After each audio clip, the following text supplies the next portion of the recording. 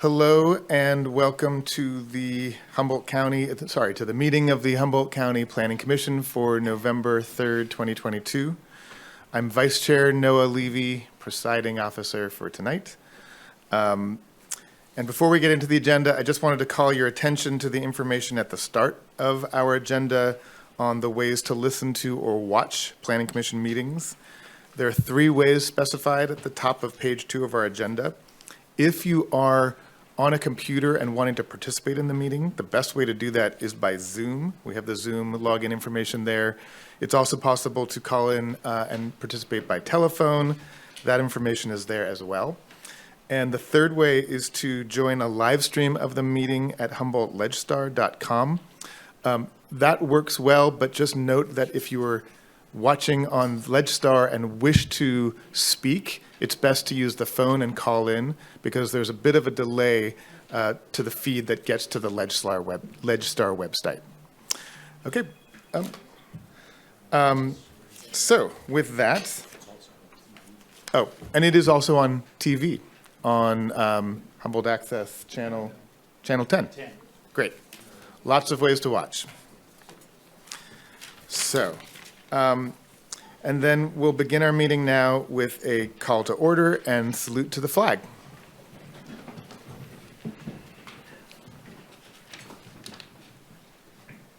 I pledge allegiance to the flag of the United States of America and to the republic for which it stands, one nation, under God, indivisible, with liberty and justice for all.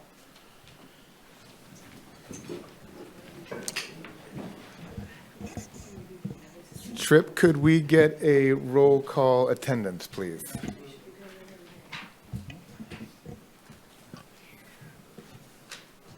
Thomas Mulder. Present. Peggy O'Neill. Here. Melanie McCaver. Here. Mike Newman. Present. Brian Mitchell. Brian is joining via Zoom. Give him just one moment. I'll come back to Brian. Noah Levy. Present. Alan Bongio. Here. And Brian, can you hear us yet? Yes, I'm present. Excellent. Thanks for coming up. Great. We have all 7 of us attending. Okay, so that brings us to item C on the agenda, which is agenda modifications. Director, do we have any modifications to the agenda tonight? We do not have any modifications to the agenda tonight. There is a supplemental that was put on the desk tonight with some emails that came in for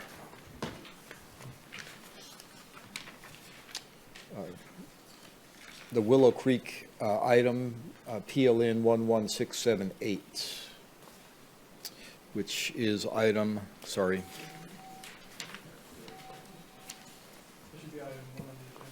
Is it item 1? Item 3. F3? There it is. That project was withdrawn, right? That item is withdrawn. It was only left on the agenda because it was advertised as a public hearing to notify people that it has been withdrawn. Okay, so we'll note that when we get to the consent calendar.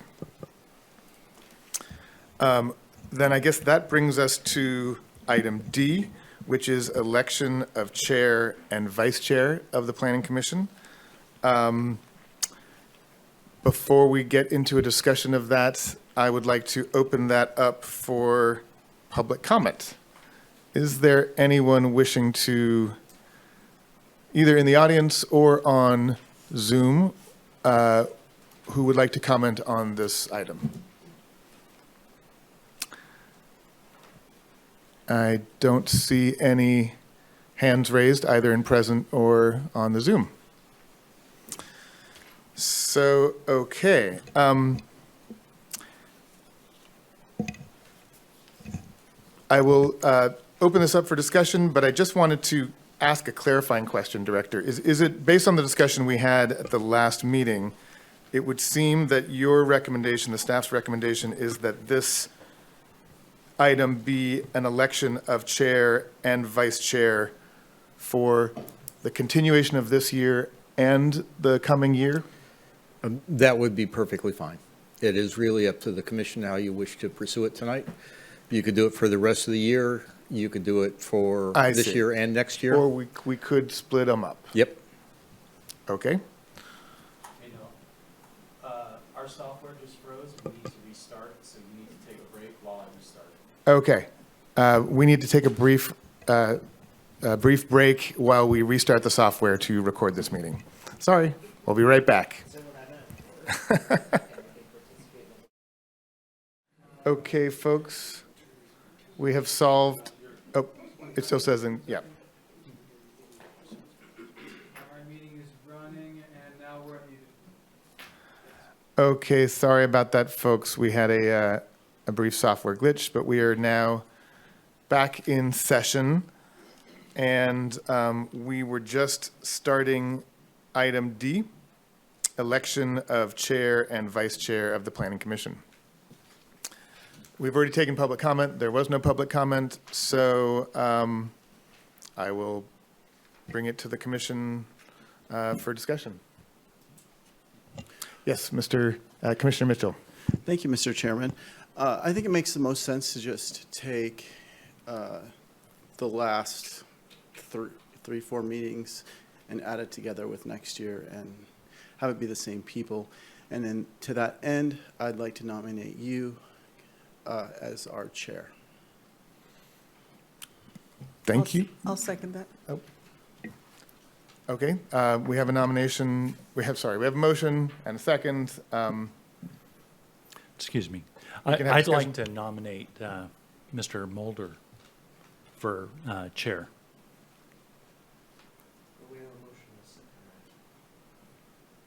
We do in fact have a motion and a second. Yeah, Yeah. so I guess we have a motion and a second. We'll t- Levy as the vice chair. For Noah Levy as chair. Okay, I'll go ahead and ask for a vote, for a roll call vote, Trip.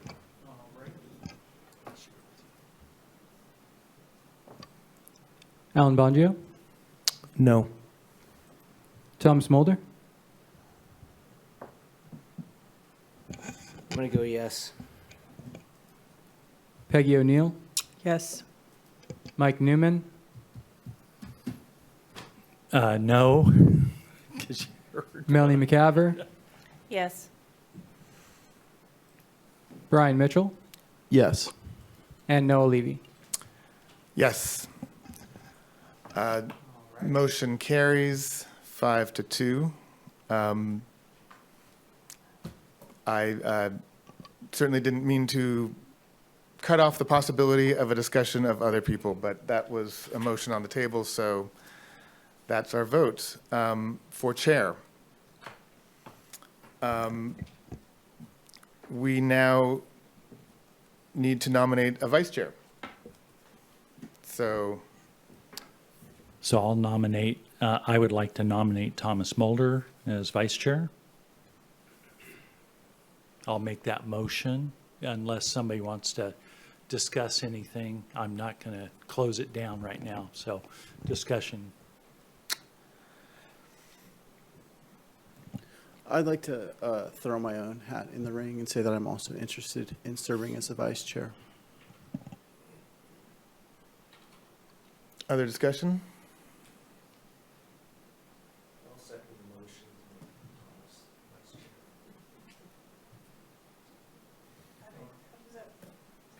How does that work when you have 2 people? You do one at a time and, Well, a motion was made. So that was the motion that's on the table. It has a second. Brian indicated his willingness to serve, but that was not put in the Okay. form of a motion. okay. So. um, Any further discussion?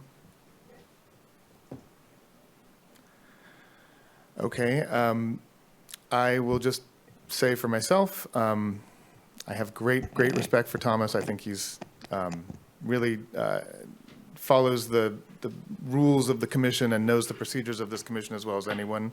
I probably would have supported Brian simply due to the fact that he has been the longest-serving tenured commissioner after myself and Alan. So, but that said, I also know that Thomas would be very capable at this. Thomas? Just going to briefly remind the commission, I do have 13 years of service on a board where I've done numerous Brown Act trainings, and also I've taken numerous trainings for role of governance and being a chair. And yes, thank you. I would like to propose that we cycle through rather than doing votes, much like the supervisors do, for example, or the chair of a department at a university, so that it just cycles through in terms of seniority, and that way, I think it offers everybody the opportunity, and just like we saw with the supervisors, you can always turn it down and allow somebody else to do that. If I may say, I was actually going to make a similar suggestion. I think it would be really healthy for this body to change chairs and vice chairs annually, and just get that many more people a chance to take their turn, as the supervisors do. Okay, well, I will make that a motion after we, I guess, deal with the motions that we already have on the table. Yes, Mr. Newman. So I Commissioner just, Newman. since we're discussing a few things there, in retrospect, in looking at that though too, we do vote every year for chair and vice chair. So it's virtually that way anyway. It's just up to the commission to make it Yeah. as a roll through. So I don't think, and I'm trying to, the rules of the commission here, it just says about voting. So I think just having the votes every year and you just make it a part of the commission, you try to get the turnover and do it year to year. Yeah, I would agree with that. So in the spirit of that policy, I think that I would, I think Thomas would do an amazing job, but, to follow that sort of, rule or policy, whatever you want to call it, I think we should support Brian as the second most senior planning commissioner.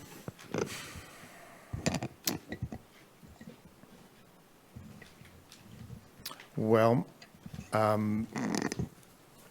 we do have a motion on the table. Yes, Commissioner Mitchell.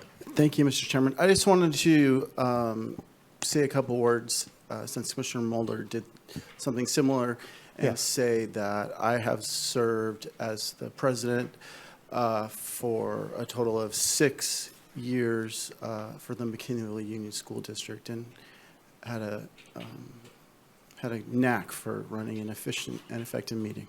Thank you. Thank you, thank you, Commissioner Mitchell.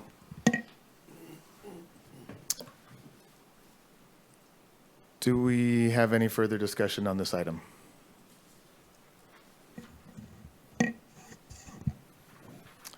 Okay, then I'll call for a vote.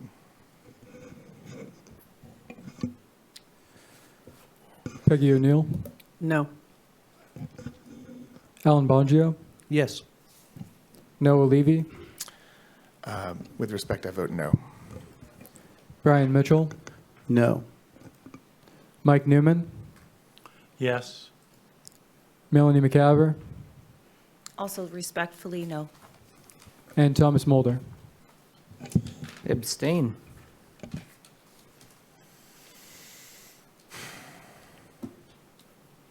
Okay, motion fails, 2-4 with 1 abstention.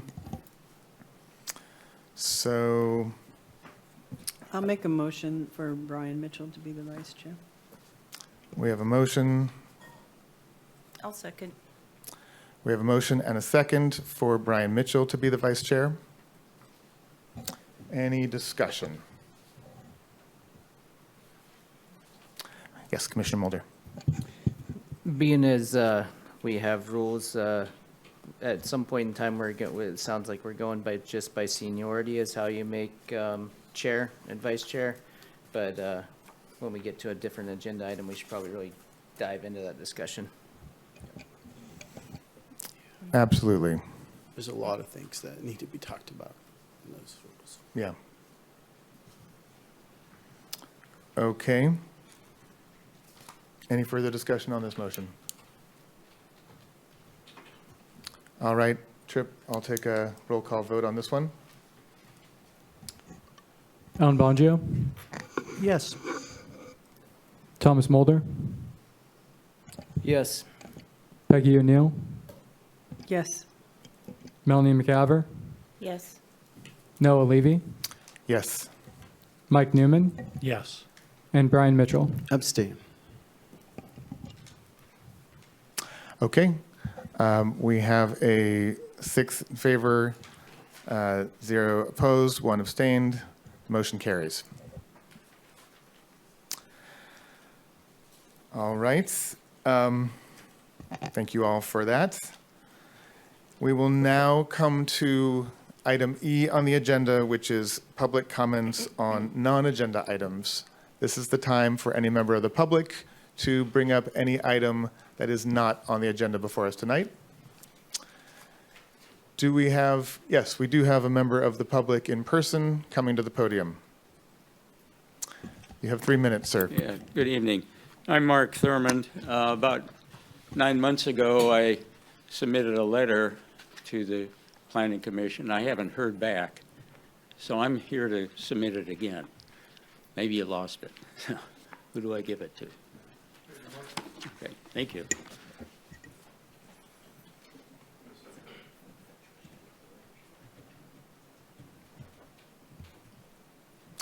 Thank you, sir. Apparently not. Okay. So let the record reflect that Mr. Thurman submitted, or Dr. Thurman submitted a letter which is being passed out to us. Anyone else in this audience wishing to comment on a matter not on our agenda tonight?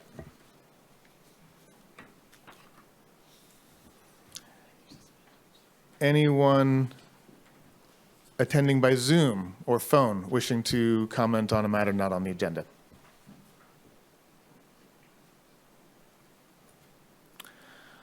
Seeing none, then I will close that item. And that brings us to item F, the consent agenda. There, in response to this letter that we just received, who would be the appropriate person to respond to it? Through the chair. Okay. We will bring a response back.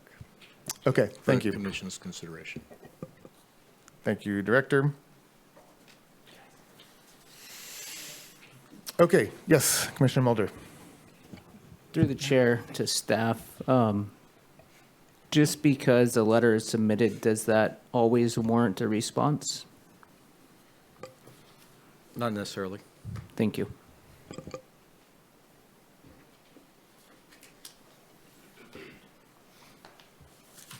I would like to see the response and have the discussion.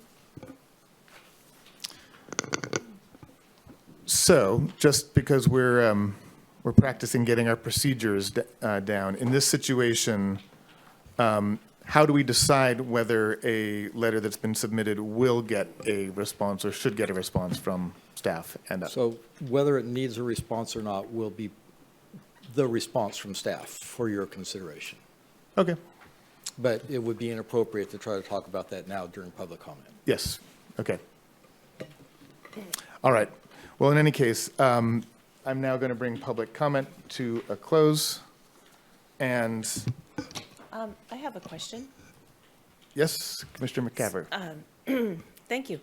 About our earlier conversation about establishing the cycling of chair and vice chair. Yeah. Would this be the appropriate time to raise that, or do you think that it would fit within the agenda item that's on the agenda later regarding the code of conduct and rules.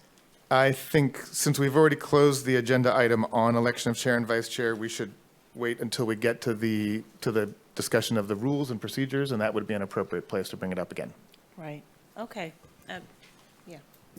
All right, thank you. But thanks for bringing it up. Okay. So, we will move on now to item F, consent agenda. These public hearing matters are routine in nature and are usually approved by a single vote. I will poll the audience and members of the commission to determine if any item on the consent agenda should be pulled for public comment or further discussion. We have tonight a total of 8 items on the consent agenda. I'll go through them one by one and see if anyone in the audience or on the commission wishes to pull them for discussion. The first one is, number 1, the adoption of the resolution authorizing remote teleconference meetings of our planning commission for the period from tonight through December 3rd. Anyone wish to pull that for discussion? Are you talking about number 2? Number The resolution. Number 1, yeah. Okay. The resolution on remote meetings. That's right. Item number 1. Mhm. Got it. Okay, seeing none, that will remain on consent.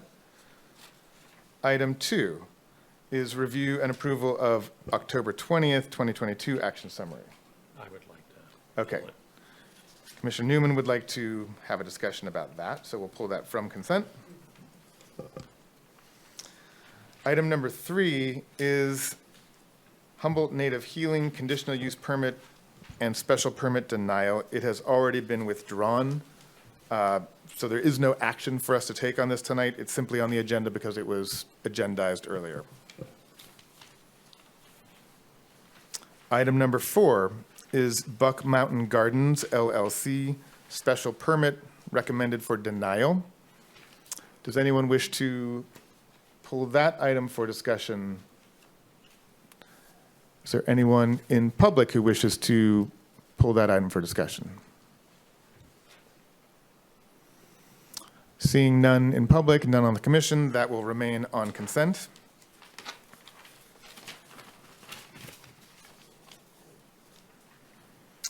Item number 5, South Fork River Ranch LLC conditional use permit and special permits in the Willow Creek area. Are there any members of the public who wish to comment on this item? Any members of the commission who wish to comment on or have a discussion of this? Okay, that will remain on consent. Item number 6 is the Collins Goldstein parcel map subdivision in the McKinleyville area. Any members of the public wishing to comment on this item? Any members of the commission that wish to have a discussion of this item?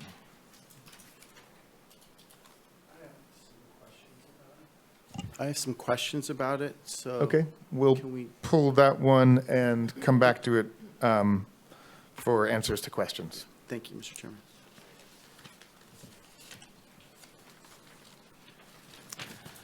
Okay, item number 7 is North Coast Hitching Post Coastal Development Permit and Special Permit in the Table Bluff area.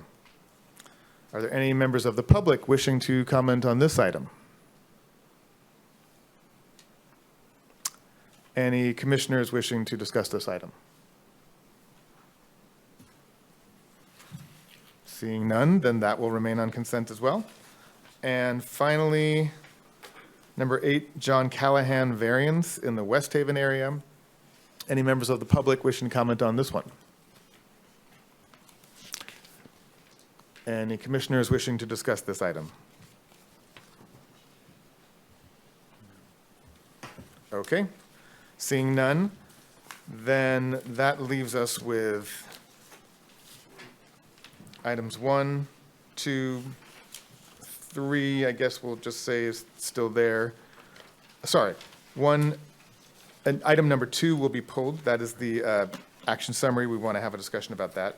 Items number 1, 3, 4, 5, 6 is being pulled, 7 and 8 are on consent. Can I get a motion? So moved. Second. Okay, we have a motion and a second. Brian moved, Thomas seconded. Chip, can we get a roll call vote on this? Alan Bongio, Yes. Melanie McCaver, Yes. Brian Mitchell, Yes. Peggy O'Neill, Yes. Mike Newman, Yes. Noah Levy, Yes. and Thomas Mulder. Yes. Okay, motion carries unanimously.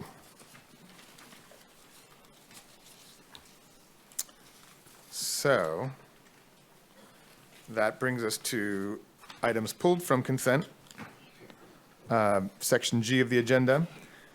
The first item being the October 20th, 2022 action summary. Commissioner Newman, I believe it was you who asked to discuss that. Thank you, Chair Levy. I wanted to discuss item H5. If memory serves me correct, that conditional use permit was reduced, not the 22,000 that is there, and the pre-cultivation, the grow area there that's 10% was reduced as well. It could be listed in that revised conditions A15 and B1, but that's not detailed out. I don't see that it's detailed out, and I think we need to have that more detailed. So that's what I wanted to discuss.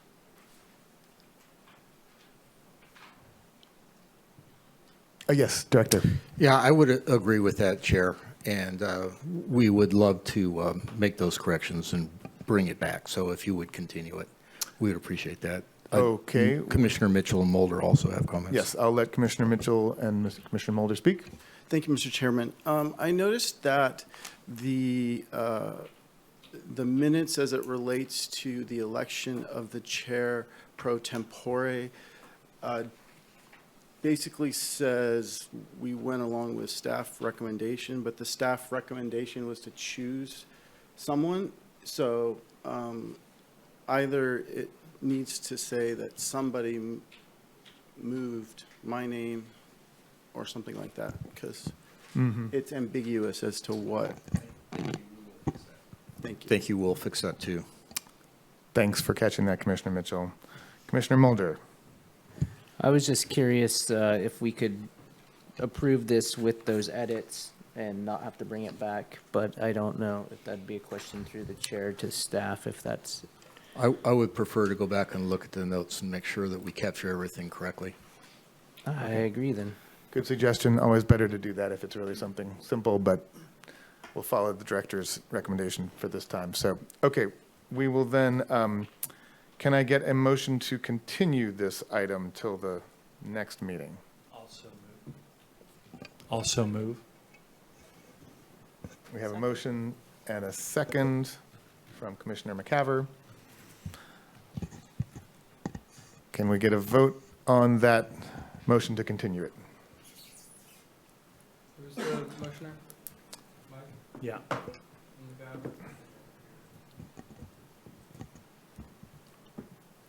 Mike Newman, Yes. Thomas Mulder, Yes. Peggy O'Neill, Yes. Melanie McCaver, Yes. Brian Mitchell, Yes. Noah Levy, Yes. and Alan Bongio. Yes. Motion carries unanimously. Okay, we will bring that back at the next meeting.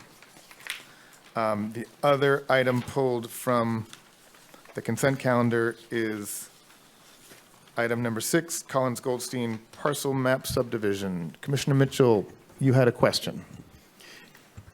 Yeah, without getting into all the different issues, I just was hoping we could pull up a map and talk about what improvements there would be in terms of potential sidewalks, curb and gutter, stuff like that.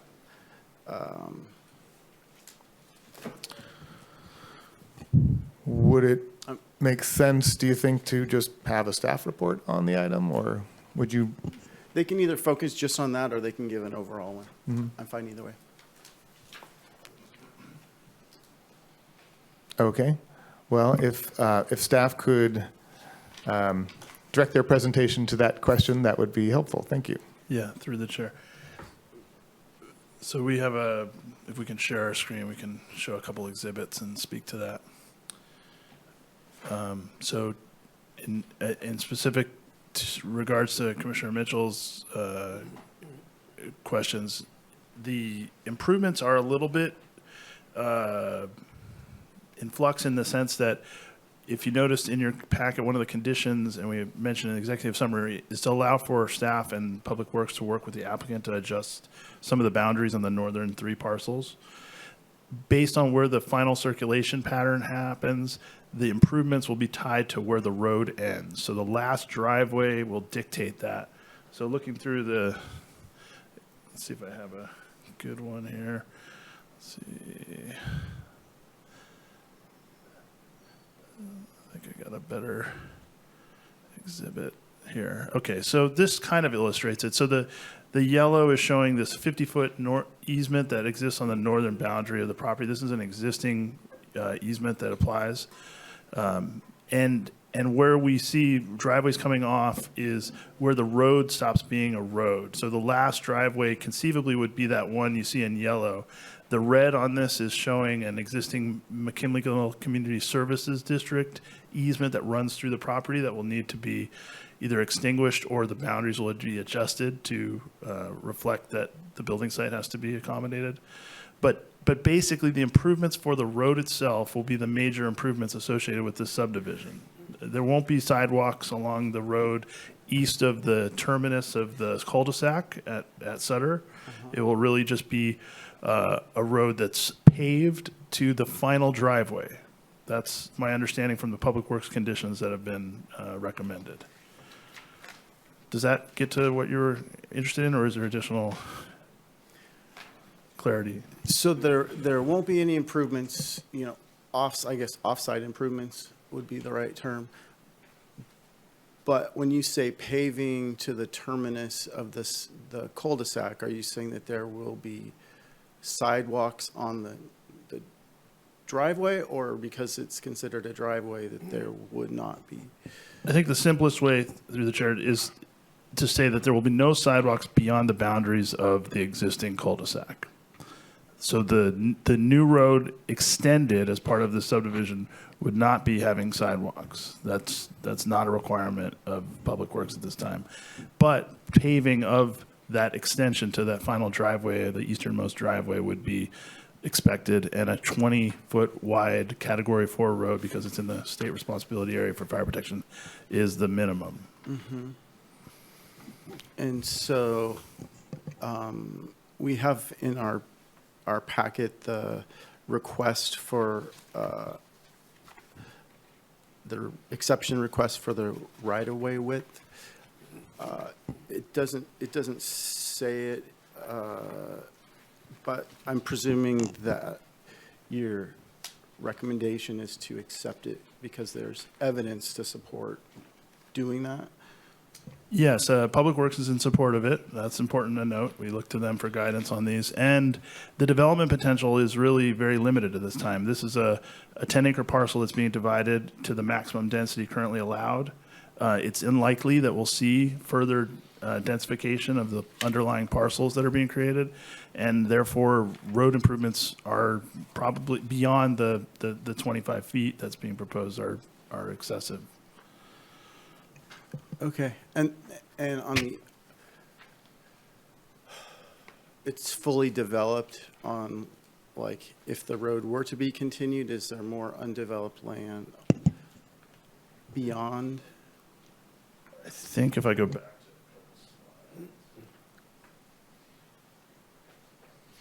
see if I can. Oh, that was a good one. Go back. I think this one's good. Okay, so if you see the subdivision, you're looking kind of east in this. The east would be the up. To the north is a parcel that's currently being developed with a residence. To the northwest, north of Sutter, I think Unit 2, Sutter Ranch Unit 2, that's that subdivision you see on the west side, or the north side. That's property owned by Green Diamond. And it's probable that it will eventually be owned by the McKinleyville Community Services District. That's not a guaranteed outcome, but it is bordering the eastern, flanking the eastern side of McKinleyville, and it is one of those things that it's currently timberland and it's not got residential development potential at this time. So it's industrial timberland. So that there is no residentially zoned lands beyond the parcel boundary to the east.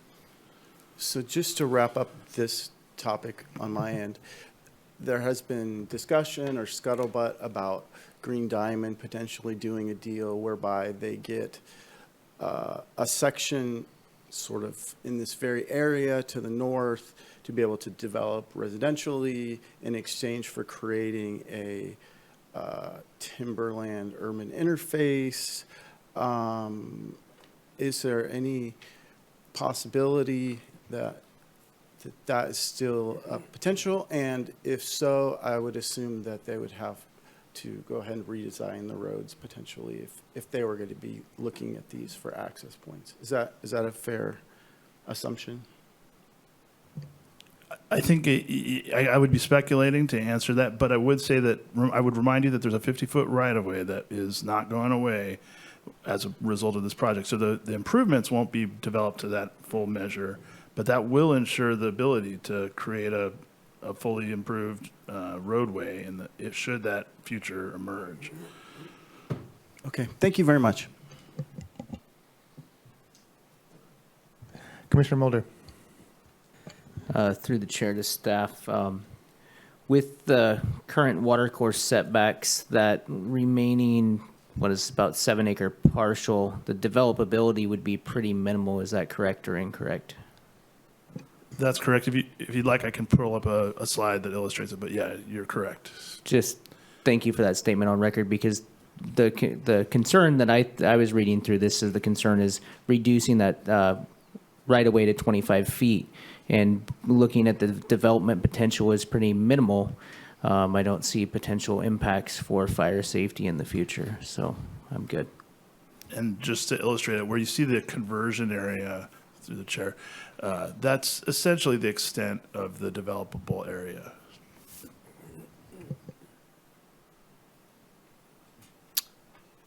Okay, that was clarifying. Any further discussion on this item? Any further questions for staff? No? Okay. Well then, do we want to make a motion to, oh, I'm sorry. Forgive me, I should open this item for public comment. Yes, we are now going to open public comment on the item of Collins Goldstein parcel map subdivision.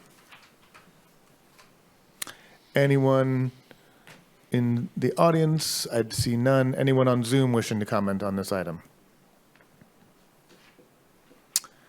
Seeing none, I will close public comment on this item and bring it back to the commission for discussion and potential vote. Commissioner Mitchell. Mr. Chairman, I would like to move that we adopt the resolution attachment 1, which does the following. A, finds that the Planning Commission has considered the, oh, excuse me, I'm on the wrong one. Adopt the resolution which does the following. Find the project exempt from further environmental review pursuant to section 15183 of the secret guidelines, and make all the required findings for approval of the parcel map subdivision, including the exception request allowing reduced right-of-way width, and C, approve the Collins Goldstein minor subdivision subject to the recommended conditions of approval. Thank you, Commissioner Mitchell. We have a motion. We have a second. Who was that second? Commissioner McCaver. Okay. So Tripp, can we get a roll call vote on this motion? Thomas Mulder, Yes. Mike Newman, Yes. Peggy O'Neill, Yes. Melanie McCaver, Yes. Alan Bongio, Yes. Noah Levy, Yes. and Brian Mitchell. Yes. Okay. Motion passes unanimously, and that item is approved. Thank you. That brings us to agenda section H, public hearings. Oh, forgive me. That brings us to section H of the agenda, public hearings, but we have no scheduled public hearings. So section I is review of Planning Commission rules and procedures. I would like to see if there's any members of the public wishing to comment on this item before we get into a discussion of it.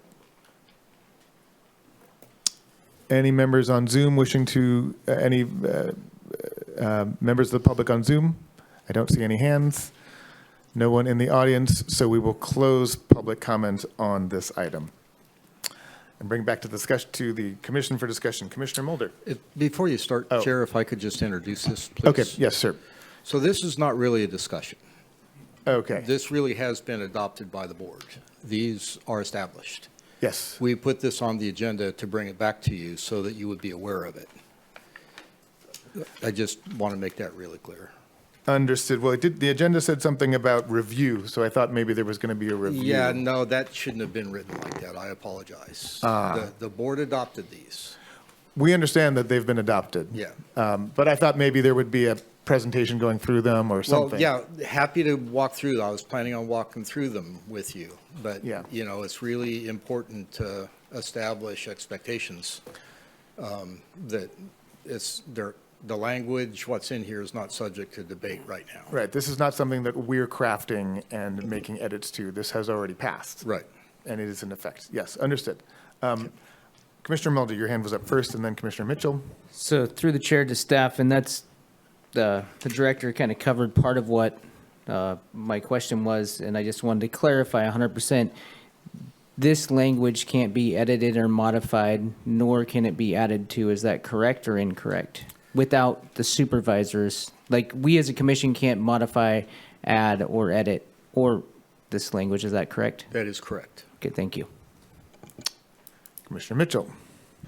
Well, I wanted to point out what I believe is a typo, or at least an internal inconsistency.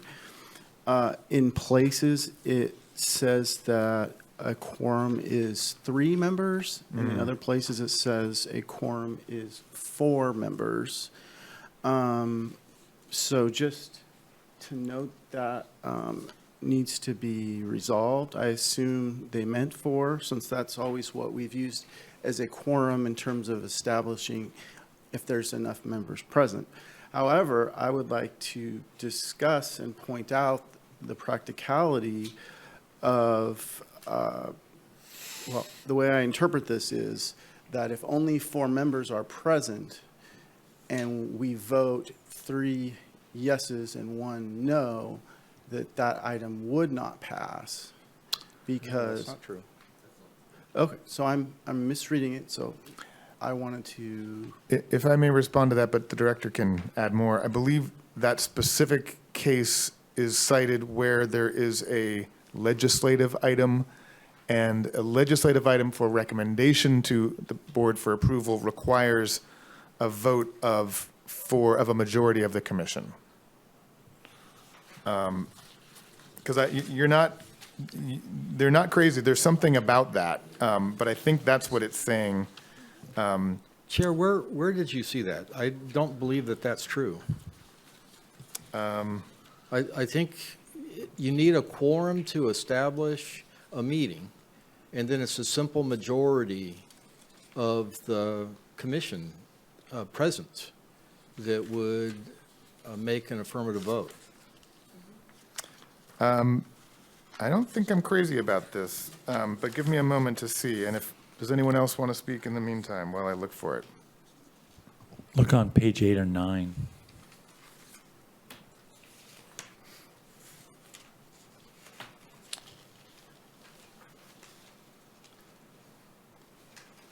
So it says the motion will always require a minimum of 3 votes to pass, which is a majority of, and it says 3-person quorum. Commissioner Mitchell is right. The minimum quorum would be 4, but it would still require 3 to pass, because if you have 4, 2-2 would not be a successful vote on a motion. So I guess you're saying that of the 2 3s in that sentence, only one of them is a mistake? Because when it says, which is a majority of the, 4-person quorum. okay. Okay, that's why I was confused. Thank you. Um,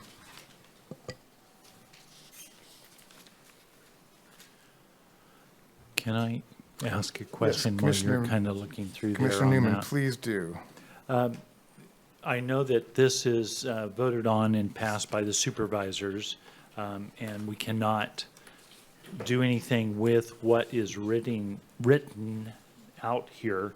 But I would think that we could, if there was something in here that we wanted to bring back to the supervisors, that it would be acceptable to ask for them to revisit a certain item. So it's not set in stone, but it is the guidelines, and that if there is something here that we'd like to see, if they could amend or make a small little change on something, that we could discuss it and then ask to take it to the supervisors for a vote.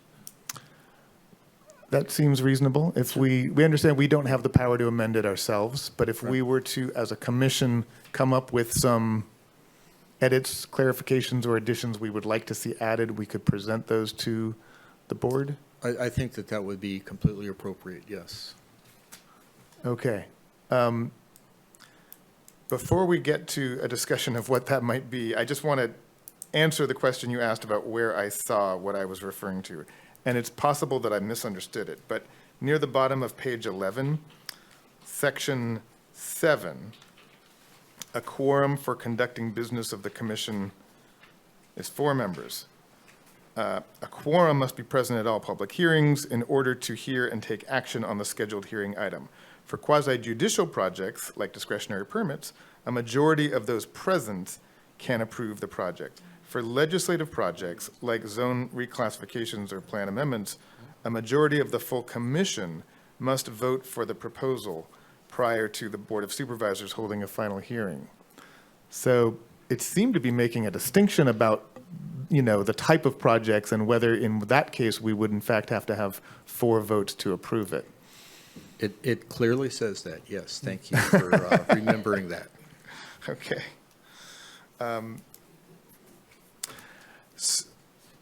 So, given that we can suggest or request edits, changes, and additions, how would you all like to proceed with this question, with the matter of coming up with those? Would you like to have a discussion right now and put some suggested edits into the record and perhaps convey those to the Board of Supervisors, or do we want to bring it back as another item to do that later? Commissioner Mitchell. Well, I'm just wondering, the way it's described in the agenda, are we allowed to, assuming we wanted to write them a letter and say, thank you for the excellent, recommendations. We found a couple of things on which we wish to ask for additional clarification, or we had some suggestions for your consideration. Thanks again for providing the guidance, that we've been needing on. I would say the way it's agendized, there's that flexibility there. There is the flexibility here. Okay. Commissioner I O'Neill. would like to recommend that we have a presentation from Director Ford, and if you could call out any areas that are different than what we were doing our business as before, because I don't see a whole lot changes, but you might be more familiar with your experience. I'd be happy to walk through it, if that pleasure of the chair. Everybody okay with that? Sure, we've got time. So yes, let's, yes, thank you, Director Ford, for walking us through it. Yeah. So I think overall, Commissioner O'Neill is entirely correct. This is not intended to have huge changes. There are a couple of things that we will want to just look at and that are maybe some additions, some things to be aware of. You know, there's the overall general, how the meetings are conducted. The meetings are obviously recorded, the rights of the public to participate. That gets into Brown Act kind of language. Civil discourse, this is all things that you all are very aware of. Disorderly conduct, questions have to go through the chair. Everything has to go through the chair. Just prohibitions on language and just repeating things over and over again. Wanting to see things presented in writing. The ability of people to be represented by council. You know, how exhibits are presented, how county council functions in this context. And then conflicts of interest is something that I think you've probably all been trained in, and the importance of that. And so that is obviously referenced how to respond when there's a conflict of interest, you know, to recuse, identify why, publicly state the nature, and then leave the room. Or if it's on Zoom, to completely get out of the panel. How the meeting is conducted, the order of business. This is really not a change of anything at all. How the chair then conducts calling on an item. And this is something that gets perhaps a little bit lax sometimes relative to the procedure for conducting meetings and hearings.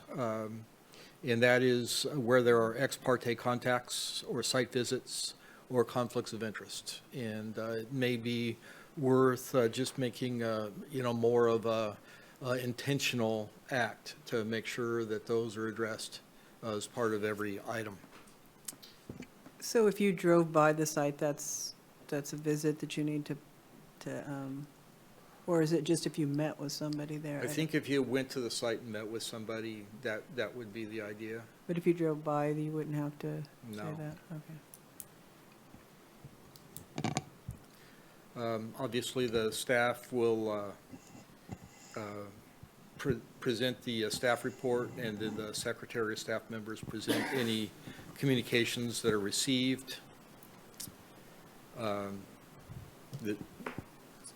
Allowing the public to speak, giving the 3 minutes, but then obviously the chair has some discretion there when there's a large number of people in the audience to modify that. But I just will remind all the commission that got to be really careful how that gets modified, because it can't be done in such a way so as to preclude people from participating in the meeting. So you can't go along and give some people 3 minutes and other people 30 seconds. If you're going to reduce it, it gets reduced for everybody. And so those are decisions that really need to be made up front, you know, so that you decide early on that, okay, there's 100 people that want to talk to this. And that's at 3 minutes, that's 300 minutes, that's what, 5 hours by my math? And so maybe we're not going to give everybody 3 minutes. If I may. Yeah. Ask a question on that particular point. I noted something in here about guidance for where an applicant is to be given time both to present and to rebut what is said. Yes. I'm forgetting which page that's on. It's on page 5. Page 5. Right. Is that something that is that something that needs to be determined in advance or requested in advance by an applicant, or is it something that the chair should ask an applicant in each item if they wish to make a longer presentation? Because it hasn't been our practice to do that without advance notice that somebody has a presentation they'd like to make. So I'll just say, because I don't want to get accused of influencing something artificially, and my influence isn't reflected there, but this is the only place I've ever worked where an applicant's only given 3 minutes. Normally, an applicant is given the first shot, it's their project, they get as much time as they need to present the project, to present the merits of the project, to describe the things that they've done to try to address the project, and then they're given time at the end to rebut to public comment, because nobody knows the project better than the applicant does. And so this is really more of a standard practice, and I know that that's not kind of been our practice, but. Yep. I mean, it seems like it's been our practice for a few select big projects, Right. basically, but not for the routine projects that are on every agenda. So did somebody have a comment or question, follow-up? I'd follow that up. I think when the applicants, we've asked them to, wait and then rebut things. So I disagree. I think we've always had that practice. I know I have. Yeah. When I was chairing. Well, I know that that's what has been done here, and that's fine, but sometimes it's helpful before the public starts to speak for an applicant to try to put things in their perspective. Because it really should be up to an applicant to, trying to choose my words carefully here, to really sell their project. Commissioner Mulder. So, kind of what I'm hearing, and it makes a lot of sense, is if there's, say, for example, a project comes before us, it may be good to, after staff does their staff report, the applicant does their report, and then all the public comment, and then the applicant would have a chance to rebut things, because I'm reading in H, number 5, the chair may authorize additional time for testimony at any time.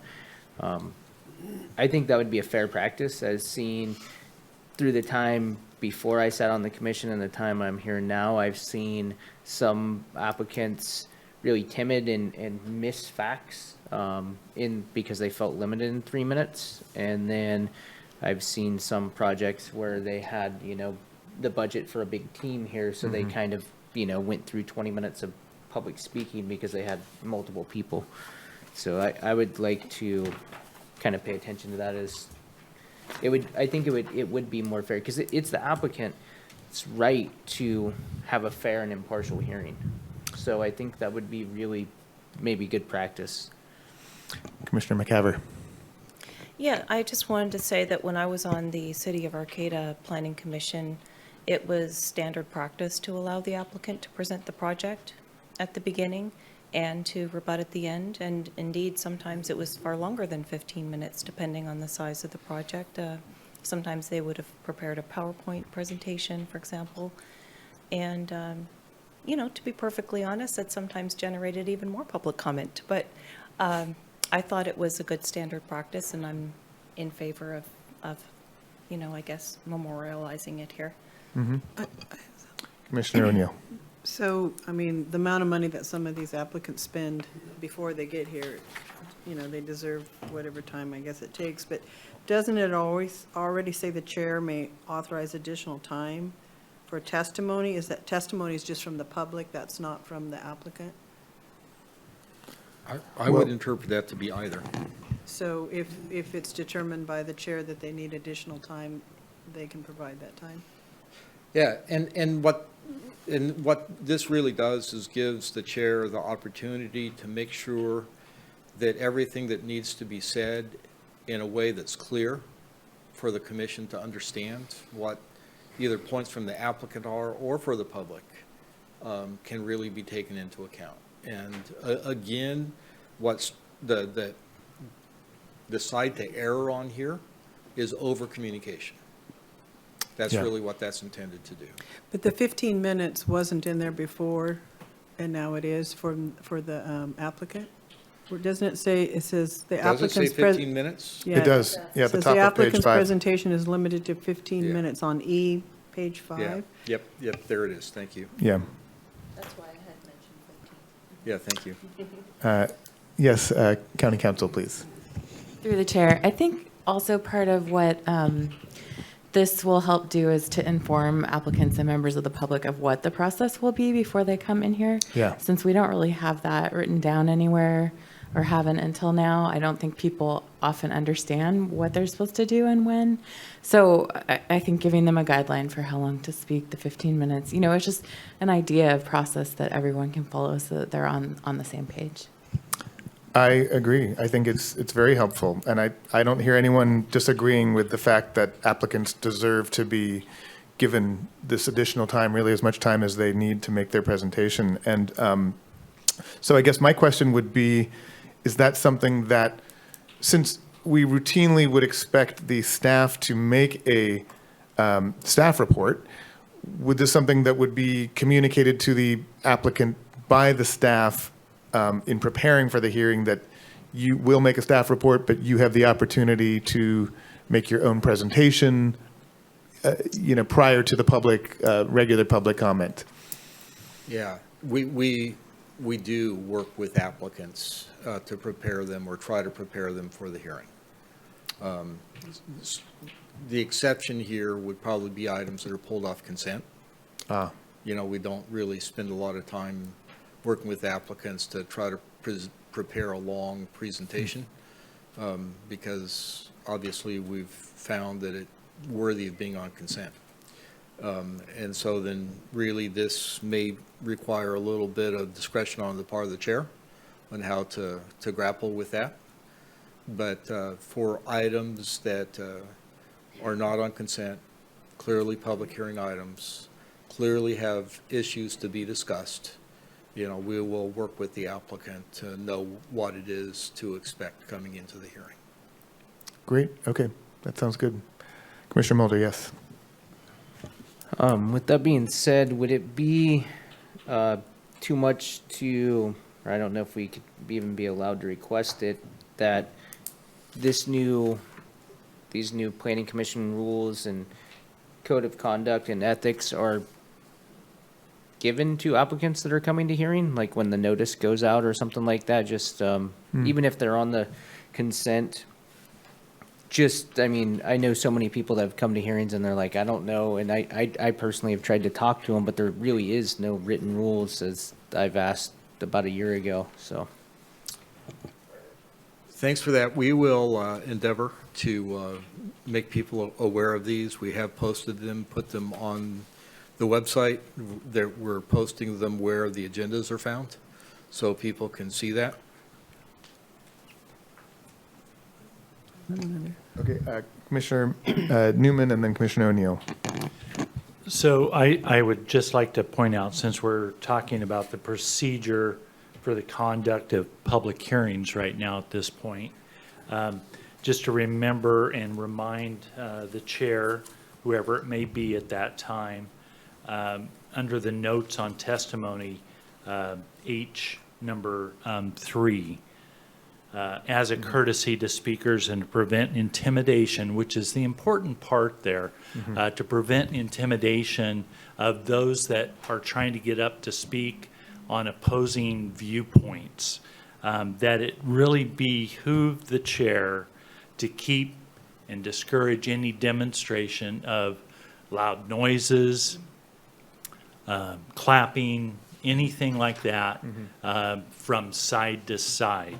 Keep that down to nothing, because it does, there are people out there that don't get up there and speak to the public very often, and when they start hearing this, there's two things that happen. They get very intimidated and they may not want to speak and come up and express their feelings on that subject matter, but they were here to do that.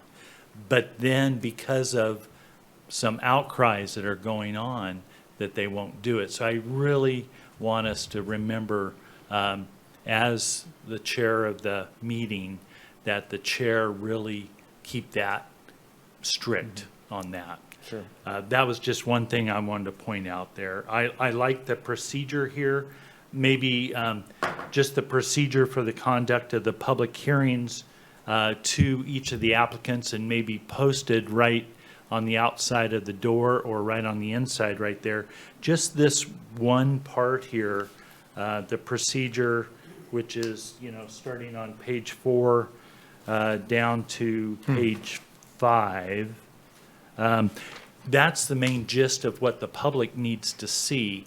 If they want to see more of this, I think they can see it by going to the website. I'm sure it'll be posted there at all times and be highlighted there.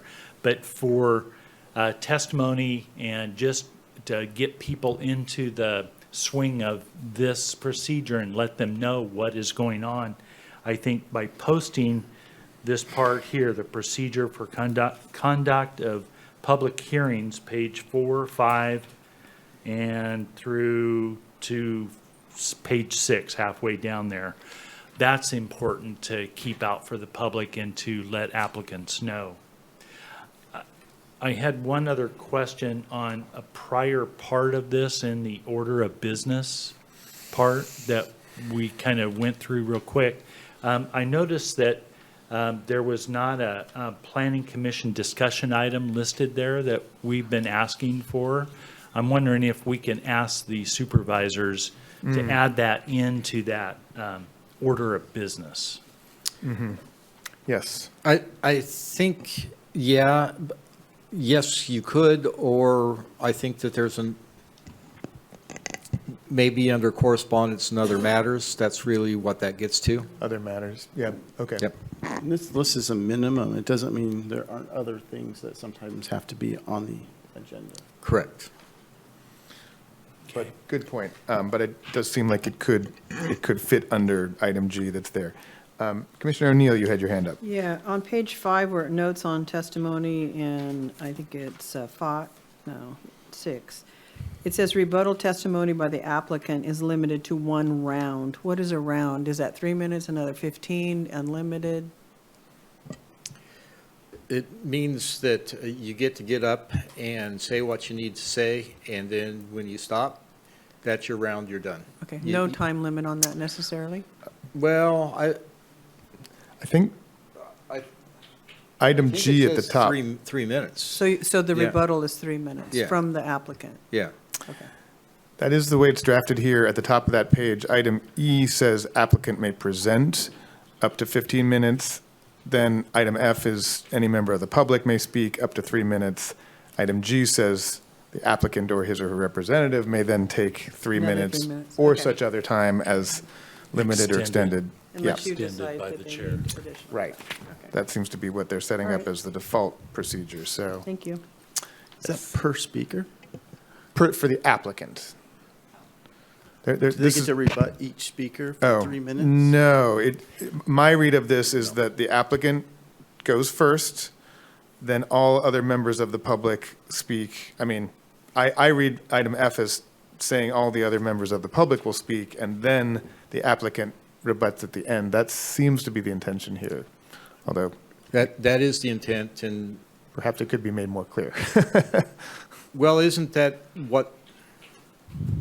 Yes.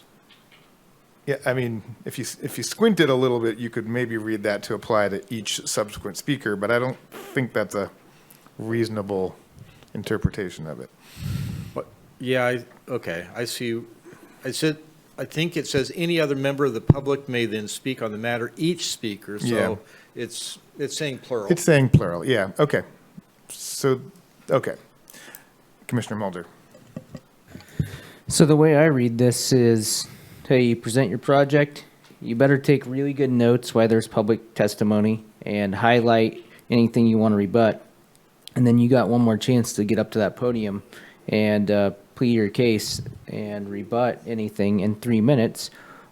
or such other time, I mean, there's a word, other time limited or extended in the discretion of the chair, which I would assume that the chair would say, hey, you have 3 minutes to rebut, or you have 30 seconds to rebut, or 5 minutes. And then number 6, I mean, you have one round unless, there's no more free for all, like, oh, I forgot this, because I mean, as a public speaker, I would love to get up there and be like, oh, I forgot this, I forgot this. And then it seems like unless there was a clarifying question of an applicant, like, are you willing to accept condition of approval X to get your project approved? I shouldn't say to get your project approved, but would you be willing for that condition? And if they said yes, then, there would just be a simple yes or no, not pleading their case. That's the way I read this, and I'm so thankful for this. It's not even funny.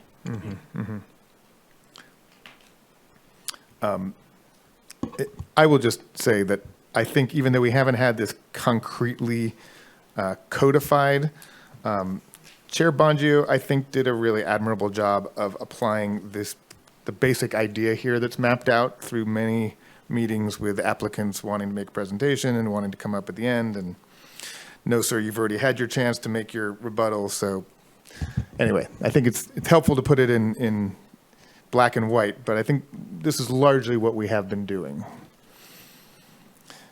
Director Ford, there was more that you hadn't gotten to yet. We stopped you in the middle of this, so. Yeah, no, it was a good discussion. Thank you. I'm going to, I think, go to basically the top of page 6 at this point. And just, this is revisiting things for everybody here. And this is in K. You can continue things at any point during the proceedings. And then the chair will obviously test whether or not that's appropriate and what the applicant and the public are doing. And then the final decision will include findings required by statute. So we've been talking about that a lot, but it's just kind of put down here as a reminder that it's important to make findings for things that you do approve, deny, modify, and so just wanted to highlight that. And then the chair calls for the next agenda item. So then talking about rules for action by motion. And obviously the commission takes action on things by motions. And the subject is introduced by a main motion, and the main motion must be seconded. Once it's seconded and stated, the presiding officer or the chair, nothing else should be taken up until that motion is acted upon. One of the things that isn't done at the Planning Commission a lot, it's starting to be done by the board a little bit, is an amending motion.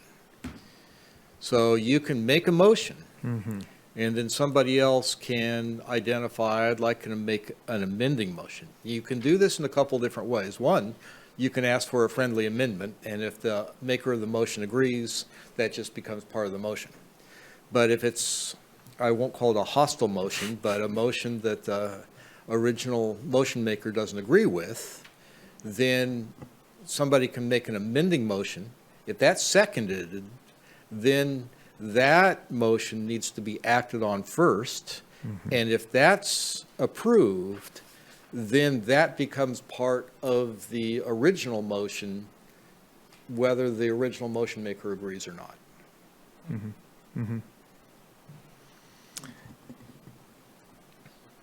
Yeah, that was a really interesting part of this, bottom of page 6. And if I understood it correctly, it even described an amendment to the amendment. Yes. That's the limit, they say. It can't go beyond that. Well, an amendment, yeah, I'll leave that one alone, but.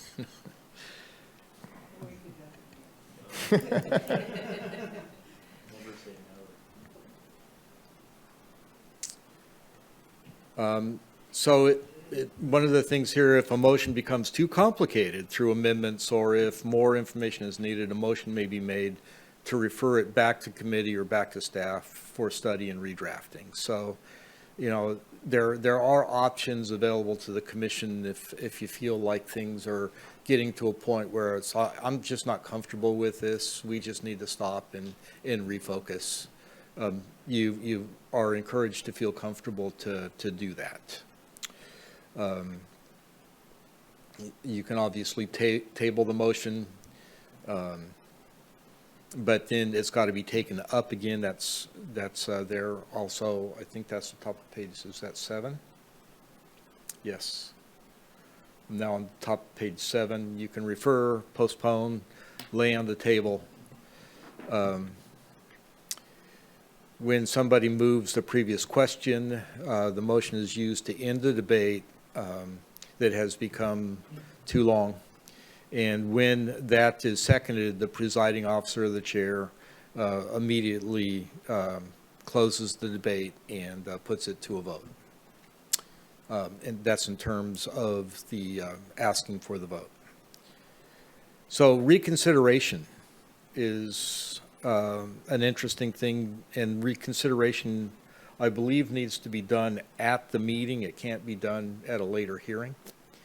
And this is something where if the commission takes action on an item and realizes, you know, that's really not what we wanted to do, you can make a motion to reconsider an item.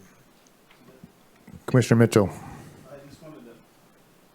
I just wanted to point out, at the end of F, reconsider, it says it must occur at a properly noticed and agendized subsequent meeting. Well, because it says in the second line, must be made on the same day or the next regular meeting. So we So, would have to vote to reconsider, and then that reconsider vote would happen at the next meeting or a subsequent meeting. That's true. okay, sorry, can you say that again? How would that work? Yeah, so let's say that we voted on something today, and then one of us next meeting would say, I would like to motion that we reconsider our vote on this item last meeting. Then we would vote on whether we want to reconsider it or not at that meeting. But then the actual reconsider vote Yes. would take place in a subsequent meeting. That makes sense. We would have the action to decide to reconsider at that meeting, at that time, but if we vote to approve that, then we have to agendize it again. Exactly, so that it can be noticed and the public Yeah. is aware. That makes sense. But I have a question on that one. Yeah, Commissioner So you've O'Neill. notified, let's say you've approved somebody's permit, and then the next meeting, you go, well, I want to reconsider it, and then you have to wait till the next meeting to talk about it. This person's running around with a permit that they can't use? That's right. This may be something that we want to take a look at and come back to you about, because I've always understood it had to be at the meeting, because that's when it's agendized. If you went into the next meeting, and I know that's how it's written here, Yeah. but it's like that would be an unagendized item that you'd be taking an action on, and you're right, the applicant would not be aware of that. They're because running around doing something, and it's 2 or 3 months down the road, and they find out, oh, we rejected your permit. Well, and their appeal period may have run, and so they wouldn't have had an appeal. So at that point, we would have sent out a notice saying, you now have your permit, And now you don't. and now you don't. Yeah, that's not good. Thomas. Yeah, that's what I was trying to, the appeal period, it's 10 days after the action, 10 business days or 10 calendar days? I can't remember which one. 10 working days, business days. Okay. And then at that point in time is when the notice determination is filed and all those type of things. So it'd be pretty, through the chair, it would be pretty hard to walk that project backwards. Yeah. Thank you for catching that. We will definitely take a look at that. Right, okay. Does somebody else want to speak Yeah, on that? I think it should be at the same meeting. Yeah. I think that there are probably situations that we can all imagine where somehow something comes to light after we've already voted and had the meeting. But, you know, that would be exceedingly rare, and so perhaps that could be written in as, you know, if something extraordinary comes to light, then we would have that option, but I don't see it being something that we would need to regularly rely upon. Yeah. Commissioner Mulder? I would see that as like extenuating circumstances or extra facts. Say, for example, a project that was restricted to like a noise ordinance or something like that, and it got passed, and someone live feeded in with, a blaring noise, could be a concert or anything, so just throwing that out there. And then something the Planning Commission has never really had to do too much, although every once in a while somebody does bring up point of order. And if a member of the commission feels that the rules are not being followed, may call attention to the breach by raising their hand and saying point of order. And then the chair would ask for that to be explained. And then the chair may either agree with that or disagree with it. And then if somebody's dissatisfied with the ruling of the chair, may appeal to the commission as a whole for a final decision. And if the decision of the chair is sustained, the appeal, it says is debatable, and the presiding officer of the chair may enter into the debate without giving up the chair. A majority vote of no votes is necessary to reverse the ruling. A tie sustains it. So the idea here would be, if the commission feels that the point of order is correct, that the chair may be overruled if the chair tended to disagree with the point of order.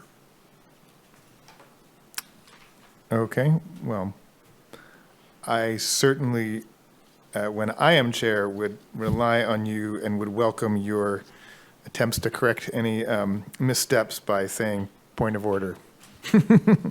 And sometimes you have done that, so thank you. So questions and inquiries whenever necessary. This is the top of page 8. Advice may be asked as to the correct procedures.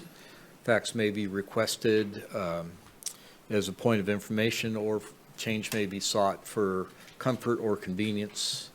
The chair has the ability to refer that to the proper person. And then obviously the chair gets to decide at what point the meeting can be adjourned. And I guess if people are upset with the chair for not adjourning the meeting, somebody could make a motion to overrule that, but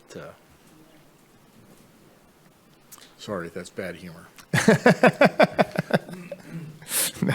No, it works. It can work either way. Yeah. Would it be a point of convenience, or which would you do to ask for a break?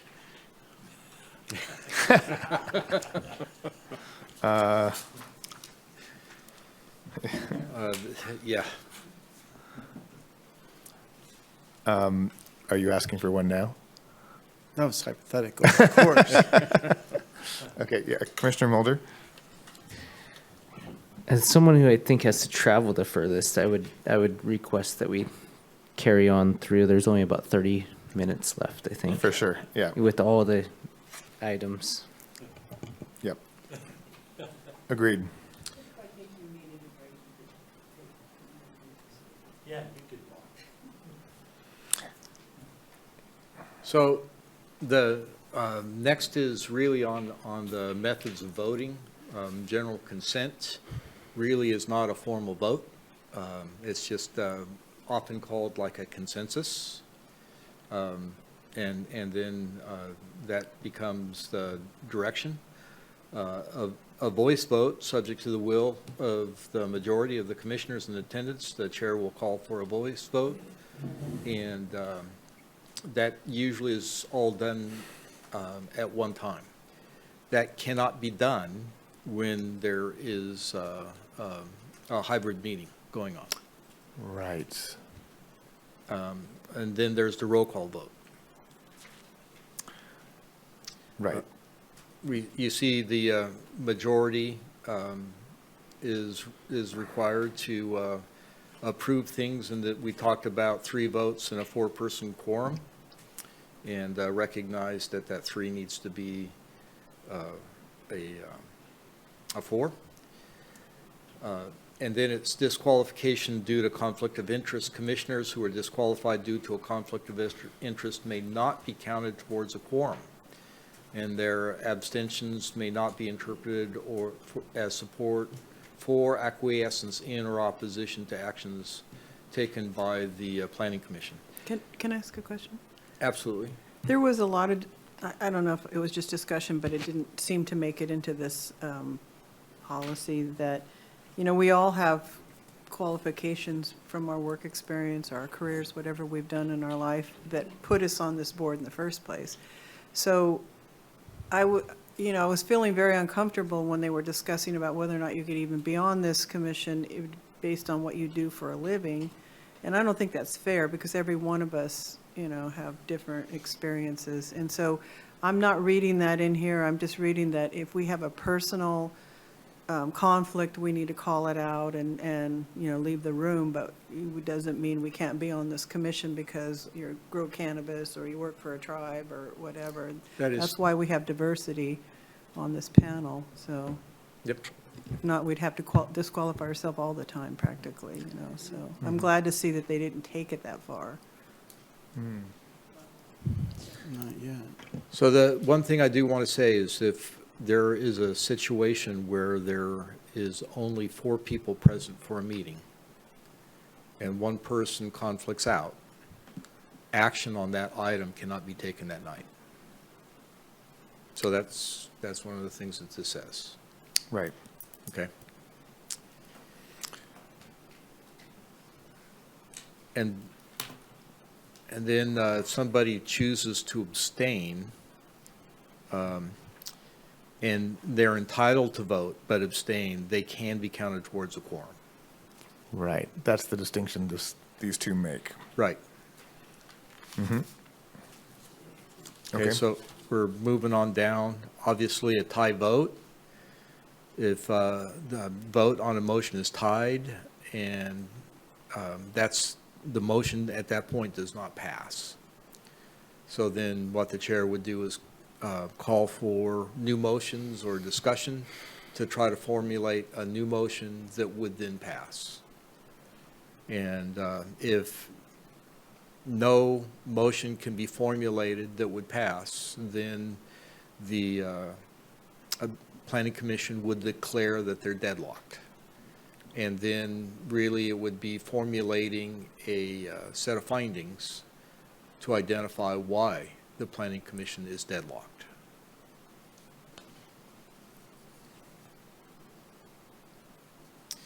So then here's site visits and ex parte contact with commissioners in doing their work. So site visits by individual commissioners are encouraged prior to public hearings. The commissioners shall describe for the record in the individual site visit and summarize any observations made. So contrary to what I said before, if you drive by and look at it, say I drove by the site.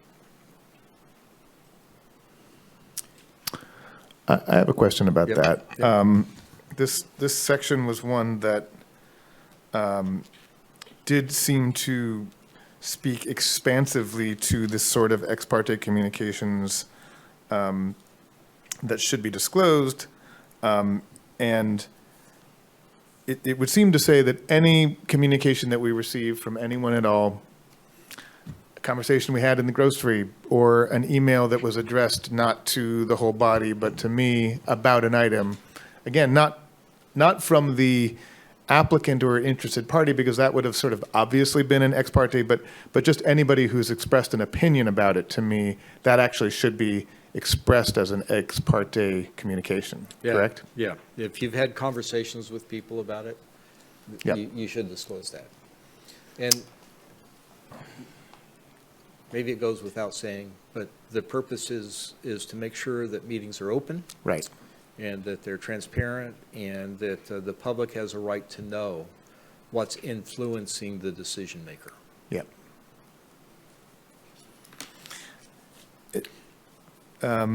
Yeah. Thank you. Question about that. Oh, yeah, question about that. Is there any sort of executive privilege type exception in the case of members who are appointed by a certain supervisor?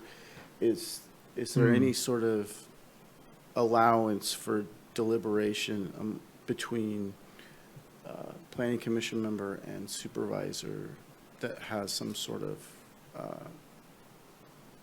privilege?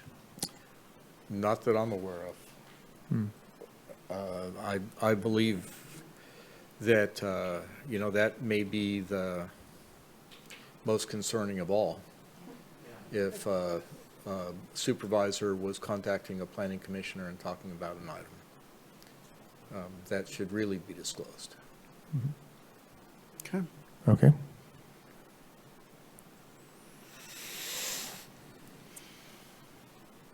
Any other questions on that? Do you think the chair should be routinely making the question of ex parte disclosures, or is that just something that we should all just assume as per the earlier instructions in this document, that we should just each on our own raise our hand at the start of the item with any ex parte disclosures? Well, I think it would probably be helpful if the chair just introduced that, and if nobody had anything, it could just be, we could just move right along. Okay. But I think it would be better to be intentional about that, and if we can help do something on the agenda or put a trigger in there that, would help the chair to remember to do that, we'd be happy to do that. Yeah, I bring it up because I think, A, sometimes people might forget if not prompted, but B, it's also sometimes unclear for other members of the commission when's the right time to raise your hand and not want to interrupt the flow or jump in. So maybe we can build in that that prompt. Yep. Yeah, Commissioner O'Neill. I know I brought that up one time for my own personal stuff, and I asked, do I have a conflict? And I was told, well, we're not going to advise you. So it's taken upon yourself to make that decision, right?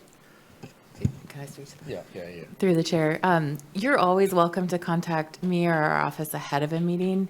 We would do our best to talk you through any conflict.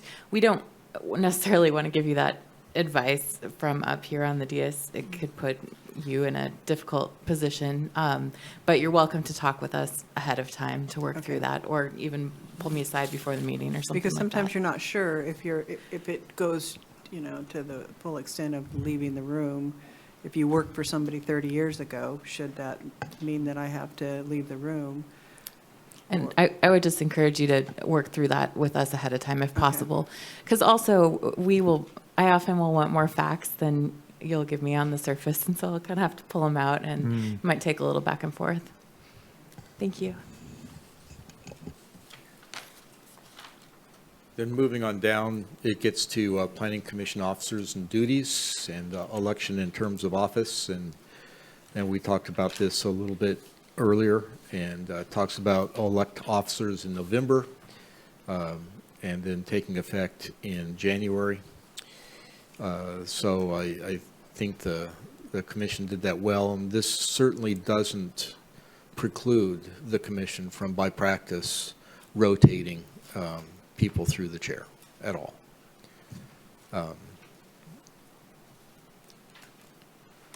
Then duties of officers, obviously there's the chair who presides at all meetings, welcomes the public, summarizes procedures, moderates all discussion, leads commission deliberations, signs records of commission actions where appropriate, and calls special meetings. And the chair will preserve order and decorum at all meetings. The vice chair fills in the absence of the chair. The secretary maintains the minutes and records all hearings and official actions. And all commissioners must receive at least 2 hours of training in general ethics principles and ethics laws relevant to his or her public service for 2 years. And then all commissioners are required under the State Political Reform Act to file an annual statement of economic interest form, Form 700. That is something that is no fun for any of us who are involved in government. So obviously, we hold meetings in accordance with Ralph M. Brown Act. And the agenda has to be posted for 72 hours prior to a regularly scheduled meeting. And it identifies that the regularly scheduled meetings are the first and third Thursdays of each month, begin at 6, conclude promptly at 9:30. Required. Can call study sessions, can call special meetings. Obviously, all of the findings adopted by the commission become a matter of record. A quorum for conducting business of the commission is 4 members, so that is correct there. And then, obviously, legislative acts. This is where it makes the distinction between quasi-judicial and legislative acts. Is everybody familiar with the difference between the two? Yep. Yeah. Okay. So in the absence of a quorum, the meeting may be adjourned. Notice of the adjournment will be given as required by law.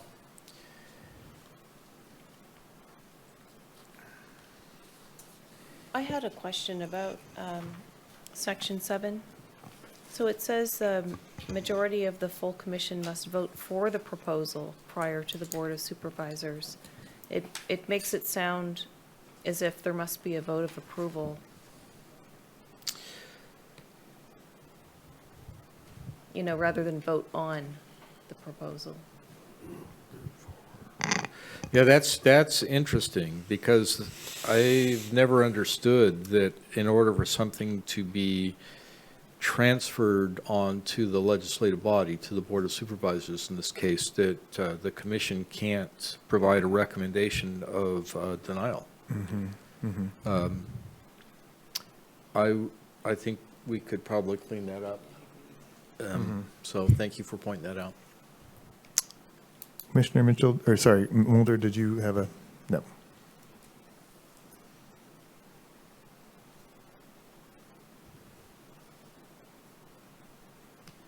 Sorry, I'm making notes.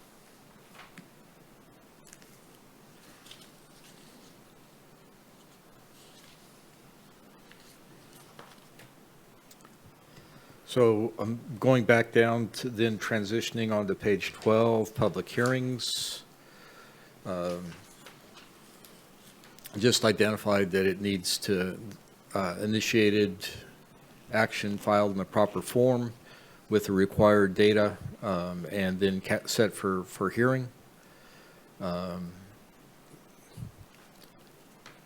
The commission, under the guidance of the chair, will attempt to remain on schedule, but will at all times be free in accordance with these rules to accept additional testimony and to undertake discussion. So we often don't, we rarely, or have never, set a schedule for a hearing.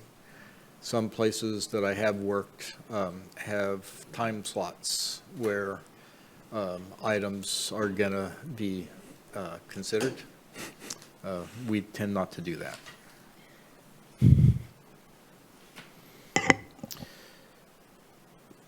So then meeting agendas. In order for the commission to take action on anything, obviously, it's got to be on an agenda. And then if it's proposed for consideration outside the scope of an item placed on the agenda, it needs to then basically be scheduled, and we will work on that.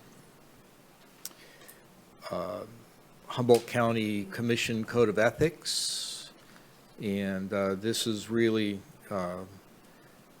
language to just provide guidance to make sure that the commission and the public and staff are treated with respect and behave with respect.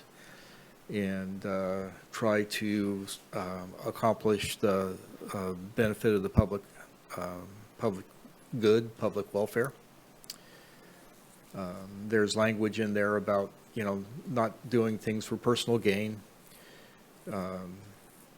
making sure that public deliberations and processes are conducted openly, unless they're required to be confidential. And probably there's not much in the Planning Commission realm that is done in closed session. Then there's a section here on commitment to diversity, equity, and inclusion. And as you are probably all aware, that is something that we're working really hard to be aware of as a county. And all the staff are go through training, and commissions being required to go through training in this, and then to behave in a way that promotes diversity, equity, and inclusion. Sure. So in order, because, this is saying it's basically required, so if you contact the HR department, they're going to give you the whole training? I mean, how do I go about getting all of this training? Mm-hmm. No, that's a great question. And the training's available online. And so basically what they will do is help you to get a login to go into the name of the governmental training center is escaping my mind right now. NeoGov, thank you. So that you can go in and receive that training. And is it one continuous training for all of this, or is there several different? The diversity, equity, and inclusion training is in components, but I know for myself, I did it all in one shot. It probably took me a morning. Yes, Commissioner McCaver. Yes, I've actually been doing these for years through the university. And I'm wondering, should I do them both? If they're the same one, or, I don't mind. I'm just asking. I mean, I would advise you that if you wanted to do them both and didn't mind, to go ahead and do that. If, you've got to do it every couple of years anyway, for the university or for the county. And if they're equivalent and what the university does passes for the county, then you could probably just do it that way. Okay, thank you. Mm-hmm.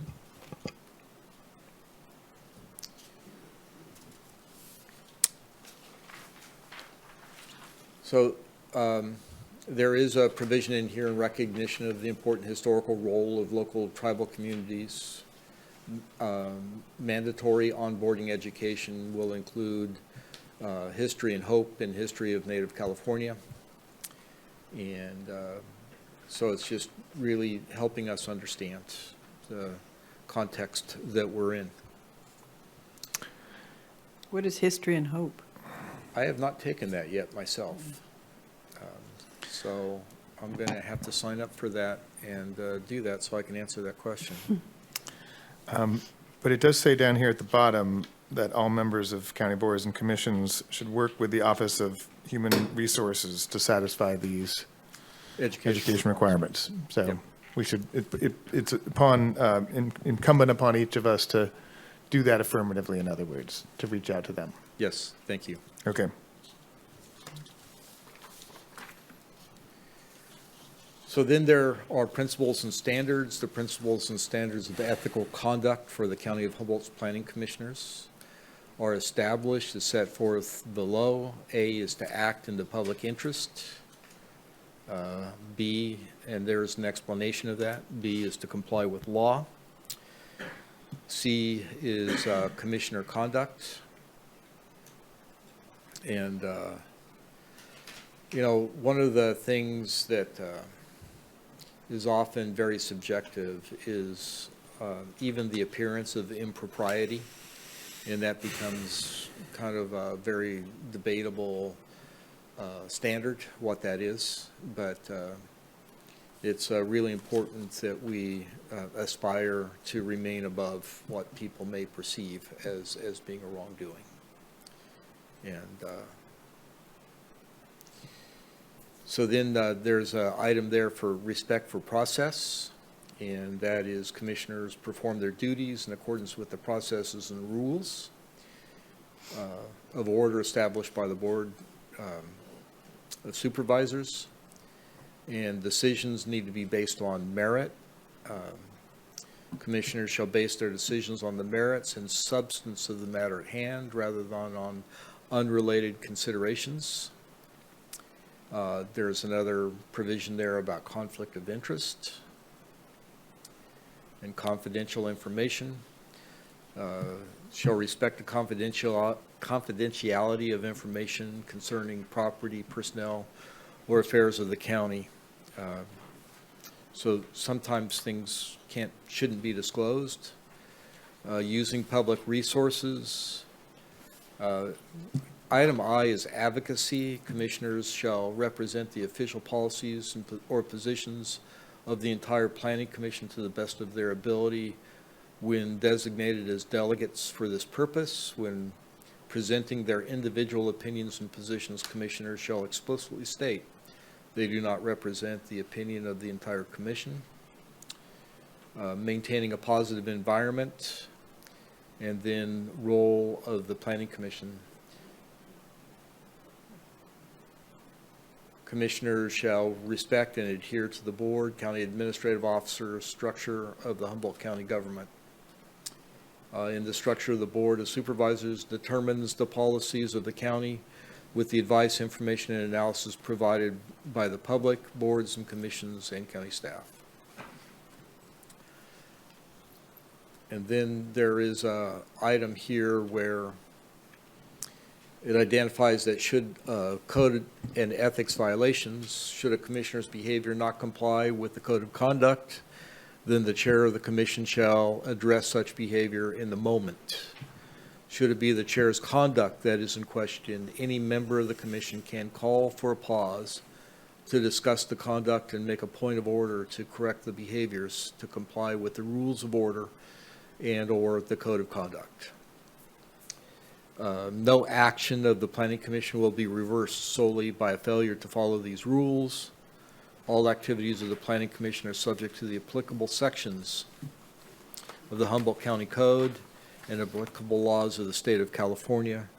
In any conflict with these rules, the Humboldt County Code, the laws of the state of California, and the Constitution of the state of California and the United States of America shall prevail. So,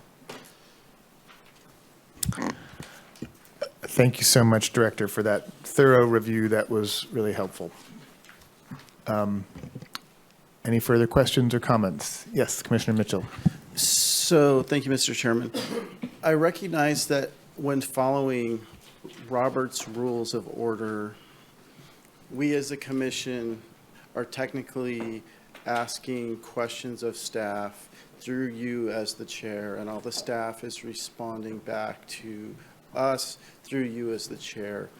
But I was just wondering if for expediency, when you say it's time to ask questions of staff now, if we can't presume that by that you're opening up for us to question staff, Right. and we don't have to say every time through the chair to staff, unless it's not question time, it's deliberation time, then perhaps that's the way of getting your permission, is by saying through the chair to staff.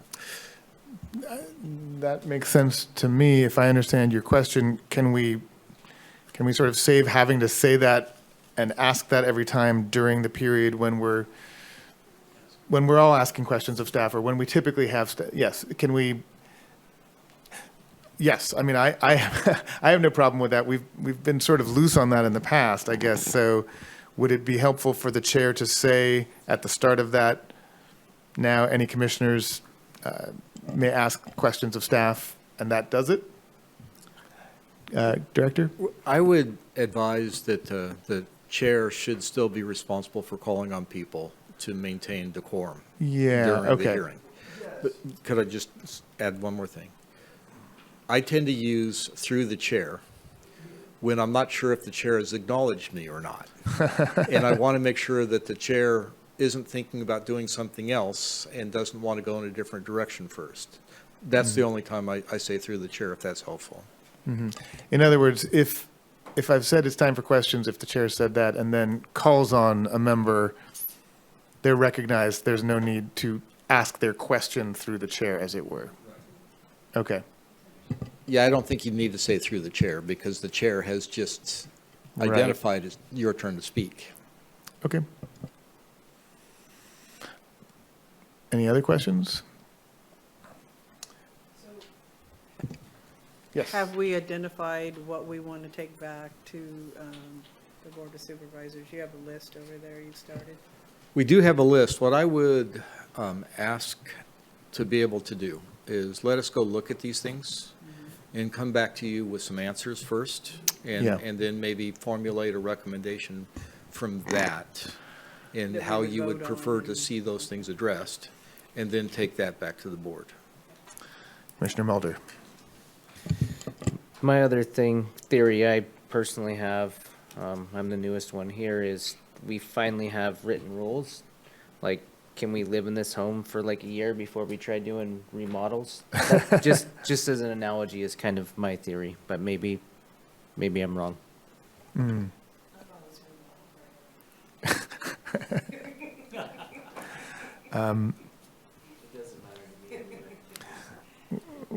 I take your point that maybe not doing any wholesale big changes, but what I see that the need that, we've identified in a few cases is to clarify or tweak some of these, and not, make large changes to them. But in any case, Director, you're suggesting that you take under consideration some of the points that have been raised, some of the ambiguities that have emerged, bring it back to us as an agendized item, and then at that time, we will have one last chance to discuss what our recommended, or what our questions or requests of the board would be for any edits to the document. Yep.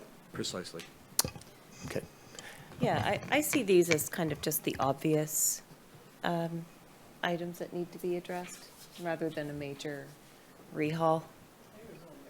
Yeah. It's pretty minor. Okay. Well, thank you guys for your patience. We did go kind of a long time on this item, but I think it was helpful. With that, let's just quickly move to item J, new business. I was unclear, and I think others may have been a little bit unclear whether item J is different from item L, planning commissioner discussion items. Item J doesn't need to be there if there are no new business items. It should be really item H, that's normally new business. And you're right, or it could be item L, and I have no report, so item K. Oh, yeah, and that was, has nothing to- okay, so anything under new business, No.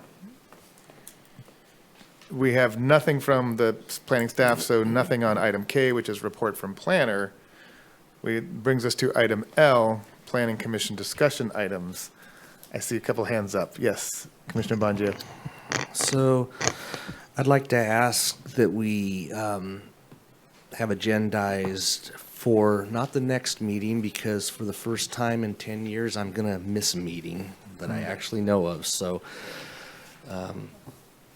but for the meeting that follows, and I'd like to have agendized a discussion of how the process goes when a applicant puts a project in and it goes out to the different agencies. And I have no question about how it works with, Fish and Game, Coastal Commission, whatever, all the public agencies, but I'd like to have a discussion how it goes when it goes out to the tribes, and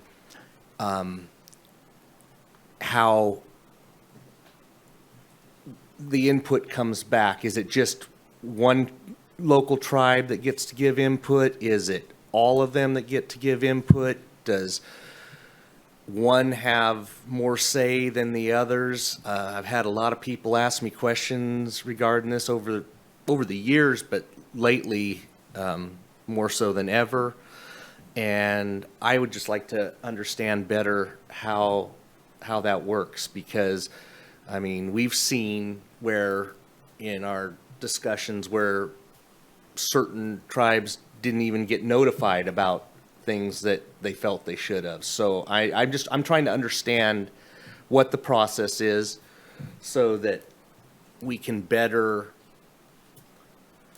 know what's going on. I'm not sure what I always believed that it was whichever one was closest to whatever the project is got handed that one, but it doesn't appear that that's the way. And if say two of them agree and the third one disagrees with, what happens then? I just don't, I'd like to understand how the process works. Director, could we have an informational item on that Yep. that sort of consultation process, how it works Absolutely. behind the scenes? Yes. Yep. And I think it should include not just tribes, but how oftentimes people say, well, I wasn't notified that this was going to happen, and there's a certain number of feet or whatever that you adhere to before they're notified, just so that it's not just. Yeah. Commissioner McCaver. I would agree with that, Commissioner O'Neill, and it would just, probably a lot of people would find it informative to know what the criteria are at the planning staff level for agreeing to present a project to the Planning Commission. How much, public input do you receive, or, what goes into that, I guess, decision?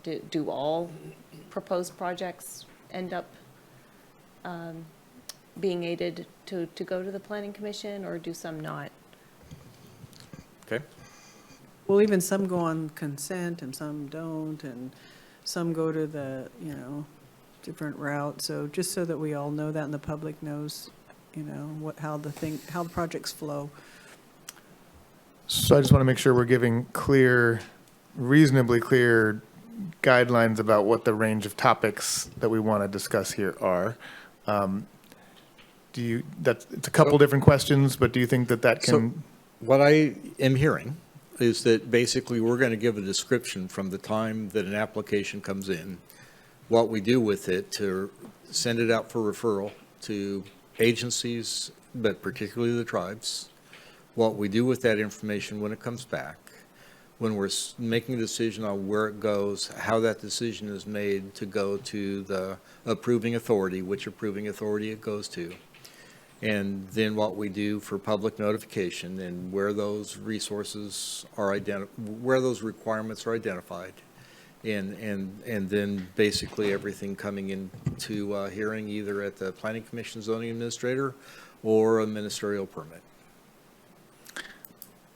Sounds like a great opportunity for Humboldt County planning, life of a proposal movie or something.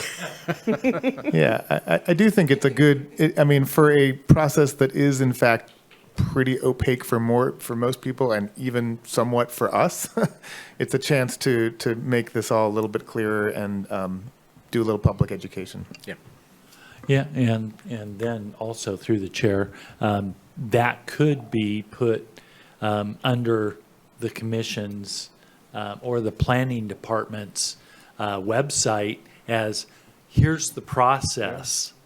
Mm-hmm. Then you're aware of it as a applicant more so, and part of the public if they're questioning how things went. Well, here's the steps. We've laid it out here. This is what we go through. Mm-hmm. So it's a good education for the public as well. For sure, I like it. Okay. And some of those steps may be required by law or your policy that you have, that you're following. If I could, I'm saying this with a smile on my face, Commissioner O'Neill, how dry do you want it to be?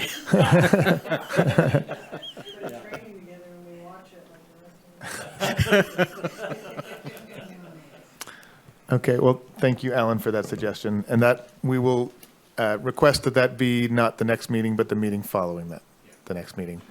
Any other last items? Commissioner Mitchell?